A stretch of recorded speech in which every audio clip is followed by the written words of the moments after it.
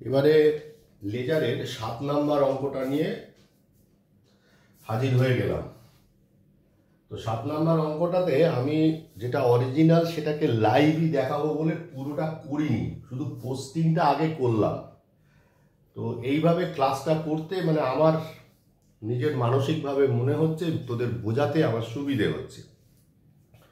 এখানে একটা cash account তৈরি করতে বলেছে, তাহলে লিখলাম ইন দ্য বুকস অফ, কোনো নাম নেই, dot dot dot cash account, যেমন লেজারের ছক অনেকগুলো হয়ে গেল, যেমন বসাবার তেমনই বসালাম।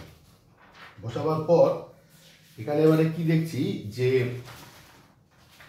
ওপেনিং ব্যালেন্স বলে দিয়েছে 16,650, তাহলে মার্চ মাসের 1 তারিখ টু ব্যালেন্স বিয়ে 16,650 বসানো। তারপরে বলেছে ক্যাশ ডিপোজিটেড ইনটু ব্যাংক, কি জার্নাল হবে, bank account debit to cash account. তাহলে ব্যাংক অ্যাকাউন্ট যদি খুলতাম তাহলে সেখানে লিখতাম টু ক্যাশ, তাহলে ক্যাশ অ্যাকাউন্টে কি লিখবো, by bank. Purchase goods with cash, purchase account debit to cash account, by purchase account. তারপর sold goods with cash, cash account debit to sales account 20,500। তারপর paid rent in cash, rent account debit to cash account, তাহলে by rent 2,000। Electricity bill paid করা হচ্ছে, paid electricity bill লিখবো by electricity bill 1,640 টাকা।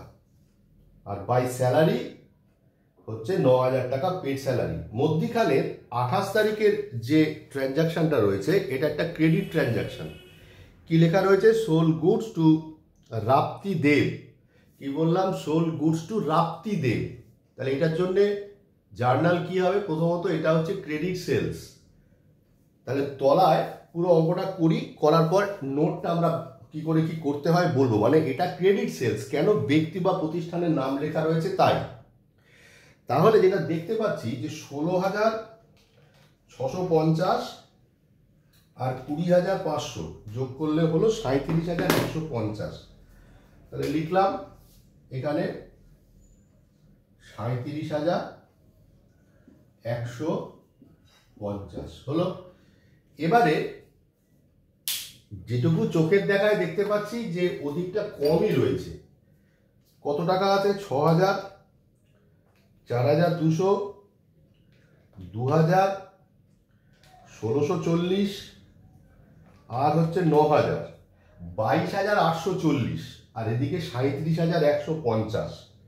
তাহলে 37,150 বাদ দিলে কত হয়, এখান থেকে 14,310, তার মানে ওদিকে 14,310 টাকা কম রয়েছে। যে দিকটা কম বলেছিলাম সিডি লিখতে হয় মাসের শেষ তারিখে বাই ব্যালেন্স সিডি, কত, 14,310 টাকা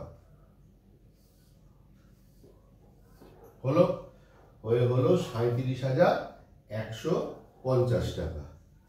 মার্চ মাস হয়ে গেল। মার্চ মাসের পরে এবারে কি হবে, এপ্রিল মাস। এপ্রিল মাসের 1 তারিখে লিখবো টু